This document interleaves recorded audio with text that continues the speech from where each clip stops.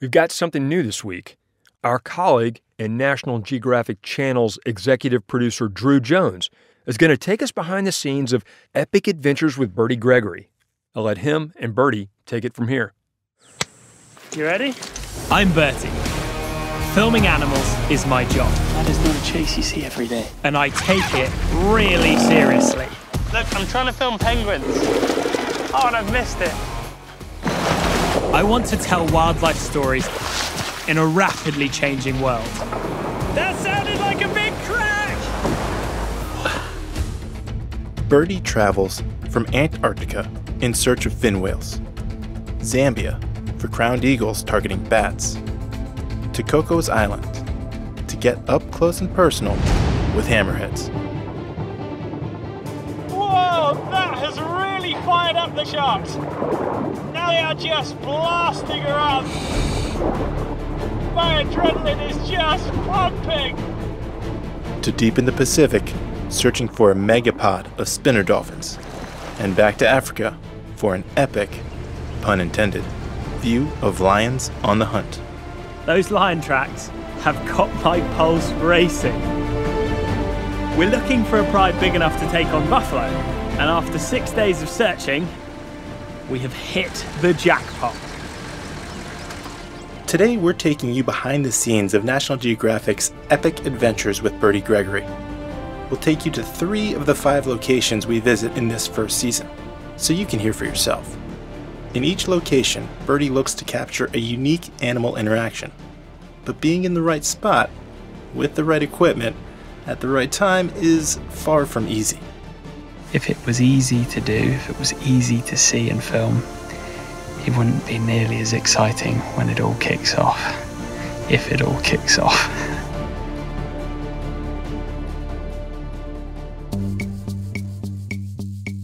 29-year-old adventurer and filmmaker Bertie Gregory is changing the way we view natural history programs. These missions are meant to highlight rarely seen and sometimes underappreciated moments in the wild, all in the hopes our viewers will understand the importance nature plays on our planet and the connection we all share. I'm Drew Jones, an executive producer at National Geographic Channels, and I'm walking across the courtyard at headquarters to spend some time with Overheard, a show where we eavesdrop on the wild conversations we have here at Nat Geo and follow them to the edges of our big, weird, and beautiful world. This week, we're diving in with Bertie Gregory for his new show, Epic Adventures, premiering on Disney+. All that and more right after the break. But first, adventure's never far away with a free 1-month trial to National Geographic Digital. For starters, there's full access to our stories online with new stories published every day, plus every National Geographic issue ever published is in our digital archives. There's a whole lot more for subscribers, and you can check it all out for free at natgeo.com/explore more.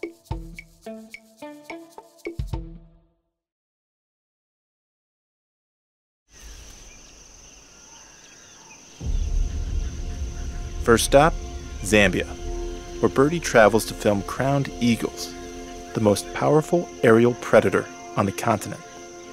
They're particularly adept at hunting bats, an encounter Bertie sets out to capture. If I can see what prey comes back to the nest, it'll help us figure out their hunting strategy. His first stop is to place video and audio equipment near a crowned eagle's nest. With the camera only feet away from the nest, Bertie and his crew aim to learn what drives the crowned eagles to hunt, what tools they have at their disposal, and how they approach prey before the team heads to bat country. Oh, wow. I've got the female on the nest. Oh, she is just beautiful. Filming from a nearby tree, Bertie spots the mother pulling chunks of meat from a kill and offering it to a small, fluffy, white chick in the nest. In just about 4 months, she'll be as big as the mother eagle. You need a lot of food to grow so big so fast. Lucky its parents are such incredible hunters. Yeah, they smash over 130 mammals a year. The power of these animals quickly becomes clear when a male eagle swoops onto a branch just above the nest, carrying more prey. It's got something. Oh, it's got a monkey. It's got a monkey. Whoa, he's just ripped that monkey in half. They'll do that if their kill's too heavy to fly home with whole. After understanding the power behind these regal birds, the team travels some 200 miles and posts up in Kasanka National Park to better film them in a hunt. The park is soon to be a feasting bonanza for the eagles, who will come to stalk the millions of fruit bats who come every rainy season.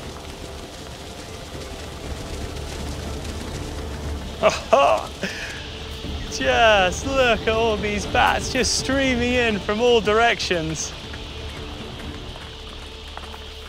It's just madness.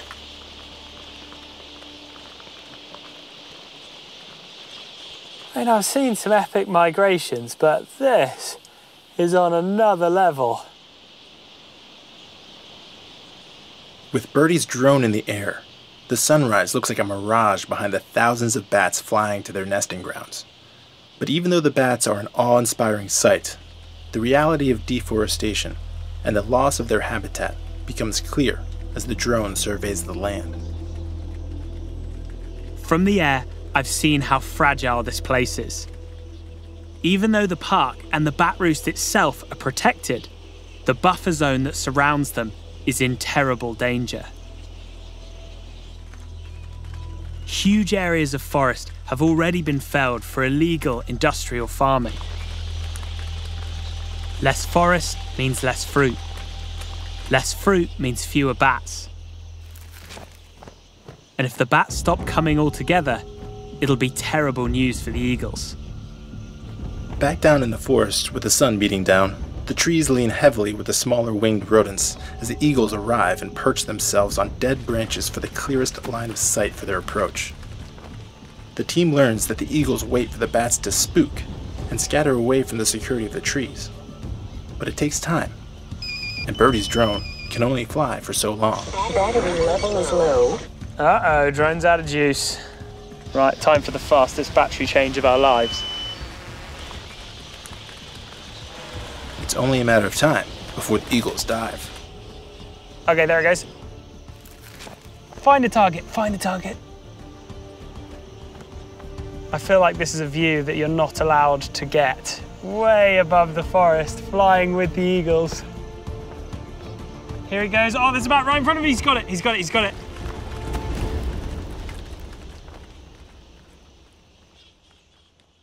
From high above the African forest to the surface of frigid waters at the end of the earth, National Geographic's Epic Adventures with Bertie Gregory ventures to shed light on some of the greatest comeback stories in natural history.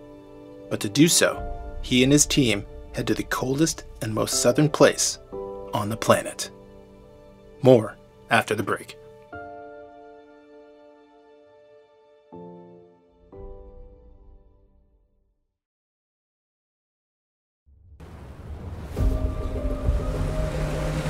Antarctica may be the best place to film giant animals, but you can't just rock up with your camera and press record. You have to pay the price of admission. And that means crossing one of the deadliest stretches of water on Earth between South America and Antarctica, the Drake Passage.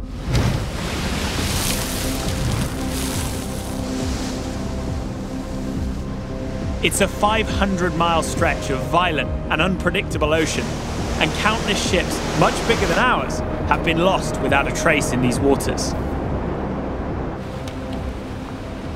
Bertie and his team brave the freezing cold waters of the Southern Ocean, the planet's newest internationally recognized ocean, in hopes of capturing footage of a group of animals that was almost hunted to extinction.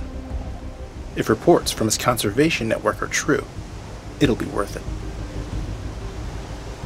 Well, this beauty is a southern fin whale, and these 80-foot giants can live 90 years. They are massive. Big female can be more than 80 tons. That's about 16 African elephants. And they can be fast. I mean, these fin whales are shaped like a torpedo, so they're super streamlined. They can clock speeds of up to 25 miles an hour.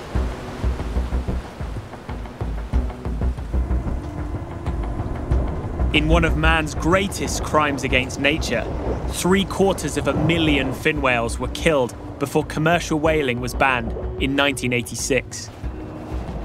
These were dark times for these magnificent beasts. But in the last few years, scientists have reported seeing huge gatherings of fin whales off a remote island in Antarctica. And I want to film the largest gathering in history above and below the waterline. Bertie and his team's goal is clear. Now to find out if the reports are true. We made it to Antarctica. Look at that big wall of icy mountains at the end of the world. Oh my word. As the team launches their search, they see remnants of whale bones still litter the beaches. Hunted to the very edge of extinction over decades of commercial whaling, they are still listed as a vulnerable species. Capturing footage of a massive group of fin whales both above and below the surface of near-freezing Antarctic waters is a tall order. First, he'll need to find the whales. So Bertie starts by looking for their food, krill. The ocean is vast, but if we can find their food, we should find the whales. And penguins are our first major clue. They eat the same food.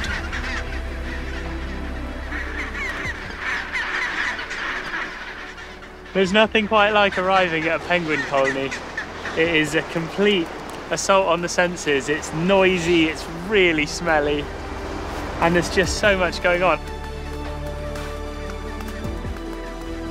The hope is that by following the penguins offshore and into the feeding grounds, they'll lead the team directly to the fin whales.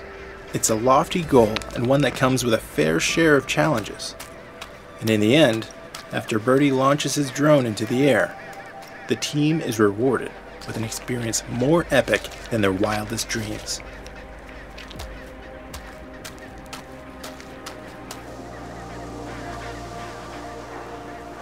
This is unbelievable.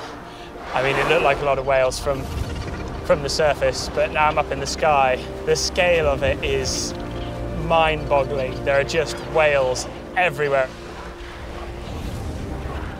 And all their blows are lit up by the sun. An elephant island in the background. The stunning sight is a reminder of the importance of targeted conservation efforts and how effective they can be. It's hard to comprehend that we slaughtered 750,000 fin whales, taking the species to the brink of extinction.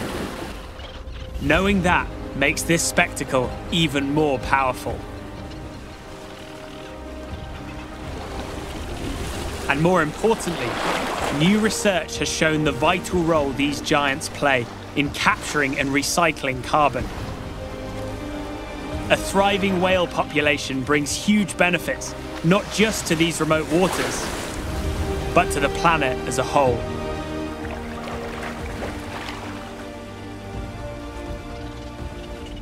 From this footage, scientists estimate that more than 300 whales were feeding in this aggregation. It is the largest known gathering of fin whales ever filmed.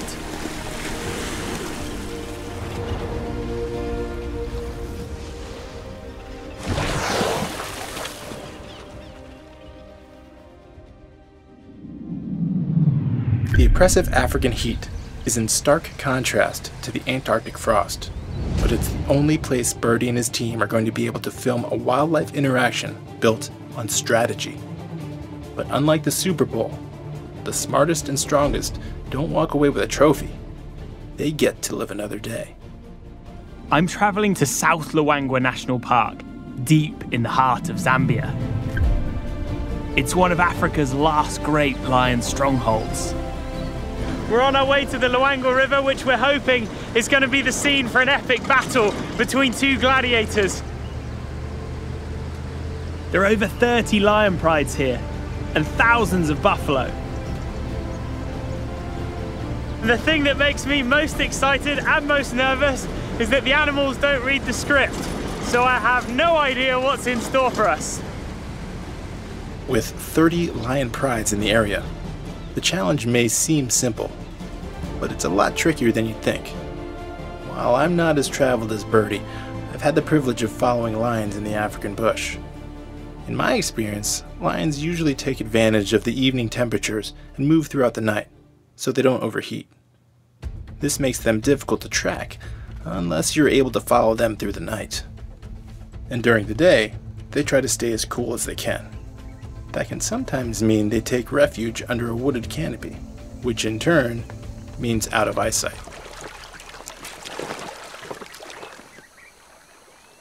I think today's the hottest day we've had. It is brutal. I am so sweaty and so smelly, and unfortunately the lions have chosen the one piece of shade in this entire plain, so we've got to sit out in the sun. But trackers are able to locate where they go by what the lions leave behind. Where are we looking? Here we go. Oh, that's a good one. Big lion print just there. You can see the toes and the back pad. Those lion tracks have got my pulse racing. We're looking for a pride big enough to take on buffalo, and after 6 days of searching, we have hit the jackpot.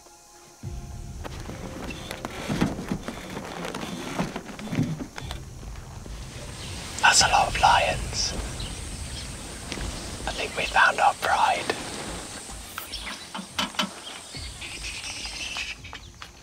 With the target lion pride located, they need to find the next piece of the puzzle, the buffalo.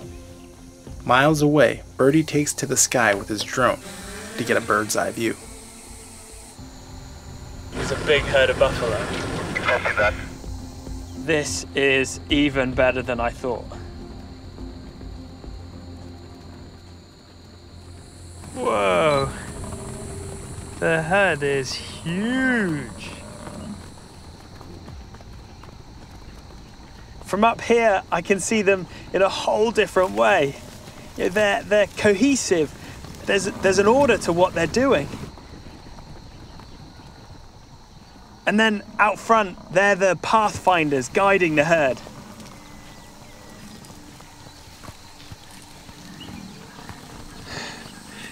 When you look at this wall of black and horns, it doesn't look like a bunch of grass-eating herbivores. It looks like an army marching to battle.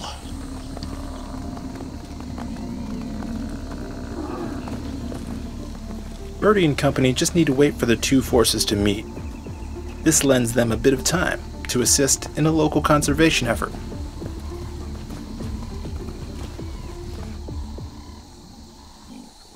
Lions seem invincible, but habitat loss, poaching, and trophy hunting have pushed them to the brink of extinction.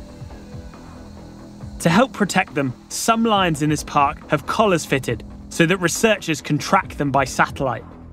The collars have saved 47 lions from snares. And these lions went on to produce 217 cubs. Back on the front, the team is ready to roll. They make their way into position to capture lions hunting buffalo like we've never seen before. Whoa, they're taking the fight to the lions, look at that!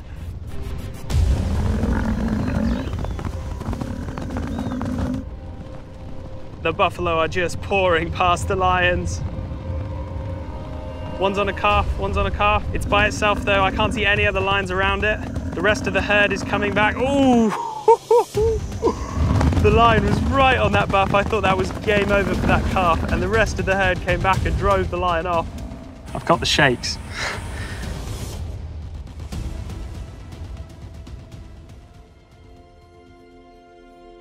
For me, what's great about all of Bertie's epic adventures, aside from the fact that they take viewers to places they may have never seen before, is the constant drumbeat of conservation that allows us to have a better sense of humanity's impact on the globe. In Zambia, local legislation aided in reducing deforestation and helped support the fruit trees the bats and eagles depend on. In Antarctica, the illegalization of fin whale hunting has given birth to a new generation of fin whales who thrive off the coast of the planet's southernmost continent. And in Luanga National Park, tagging efforts have saved the lives of lions mistakenly caught in snares. Don't be fooled. Each episode is a roller coaster ride of adventure in remote locations with amazing wildlife cinematography. But it's the personal attention and care given by Bertie and his crew to the conservation of these animals and habitats that make the voyage epic.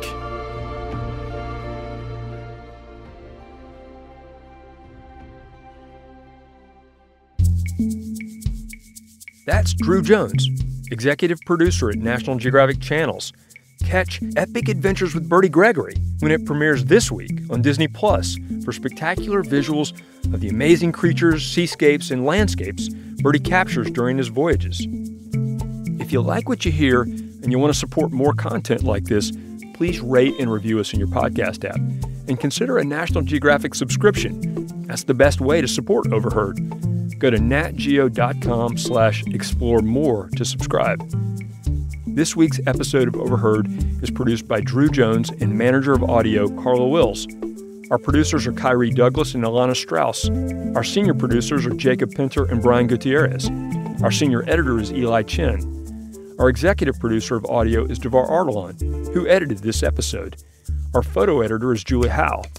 Hansdale Sue sound designed this episode and also composed our theme music. This podcast is a production of National Geographic Partners. The National Geographic Society is committed to illuminating and protecting the wonder of our world and has funded the work of Bertie Gregory. Whitney Johnson is the Director of Visuals and Immersive Experiences. Nathan Lump is National Geographic's Editor-in-Chief. And I'm your host, Peter Gwin. Thanks for listening, and see y'all next time.